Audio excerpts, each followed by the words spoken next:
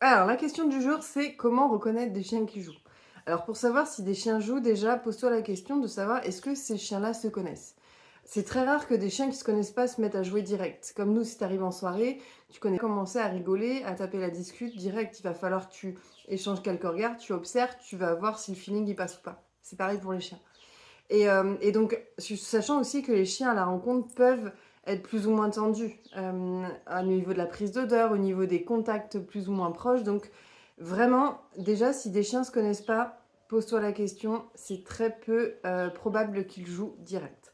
Ensuite, ce que tu vas regarder, c'est les postures et ce que fait chacun. La fameuse posture où on pense que le chien joue. C'est-à-dire, cette posture, elle n'est pas tout le temps du jeu. C'est pas toujours une posture de jeu. On l'appelle aussi la révérence ou la posture de l'arc. En fait, c'est une posture qui va, dans certains contextes, même indiquer une mise à distance, demander une mise à distance avec l'autre chien.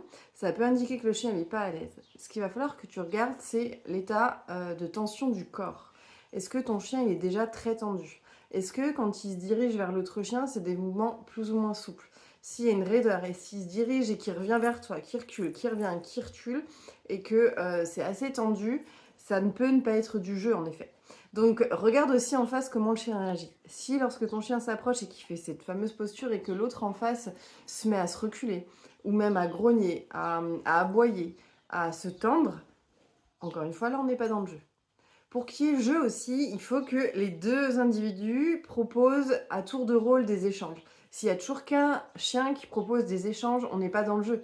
Bah, pareil, tu fais une partie de jeu avec quelqu'un, tu as envie que ce soit réciproque. Tu vas pas t'amuser tout seul en fait. En face, c'est pareil. Donc s'il n'y a pas d'échange de l'autre côté, s'il n'y a pas une redemande de contact de l'autre côté dans la même dynamique, on n'est pas dans le jeu.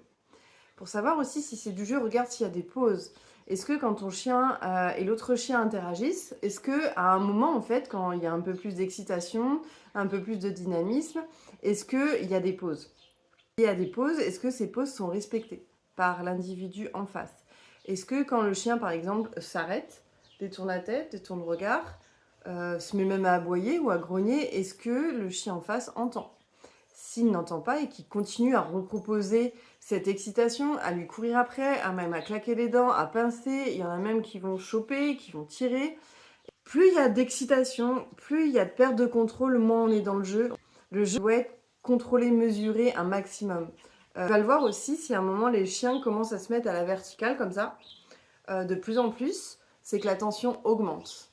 Donc quand tu vois ça, l'idéal aussi, c'est que vous, humains, de chaque chien, commence à partir en fait en étoile, pour éviter que ça monte davantage. Là, c'est possible qu'un des chiens ait dit arrête ce que tu es en train de faire, ça me plaît pas, arrête, arrête. L'autre continue, bim, ça s'énerve, ça s'énerve. Dans certains cas aussi, on pense que c'est du jeu parce qu'il y a un chien qui s'approche, l'autre se remet face tout le temps et fait des petits sauts de droite à gauche, mais reste toujours de face. Ça peut être aussi pour indiquer à l'autre qu'il n'a pas envie d'être chevauché. Parce que celui-là, là, il a des petites intentions de chevauchement. Intentions de chevauchement qui vont se traduire par de différentes manières. L'humain, il va pas le voir forcément qu'il y a une intention de chevauchement parce que tu vois pas le chien grimper sur l'autre direct. Ou même pas du tout. Mais par contre, tu vas voir peut-être la tête de ce chien avec la tête haute. Avec la tête qui va sur le haut du corps ou même à l'arrière. Qui va commencer à prendre des odeurs. Qui va en fait mettre une patte, qui va gonfler son torse, qui va avoir la queue qui s'agite très vite, qui va avoir la queue en hélicoptère aussi, c'est la queue qui bouge très très vite. Là, c'est des signes qui peuvent être des intentions de chevauchement. Donc, intention de chevauchement ne veut pas dire jeu. Les intentions de chevauchement peuvent être variables. Elles peuvent être liées aux hormones, ça peut être sexuel, mais ça peut être aussi lorsque le chien en fait a du mal à gérer une situation, qu'il est très haut en émotion, il va avoir besoin de décharger, il va se mettre à chevaucher. Dans d'autres cas, c'est des chiens qui vont chevaucher l'autre chien parce qu'en fait, ils veulent le calmer, le canaliser. Arrête de bouger, arrête ce que tu es en train de faire, arrête de vouloir me chevaucher ou quoi que ce soit. Donc en fait, ça va avoir différentes significations en fonction du contexte. Donc, rappelle-toi que pour regarder si on est dans le jeu ou pas, regarde la tension qu'il y a dans le corps de chacun. Regarde le degré d'affinité de chaque chien.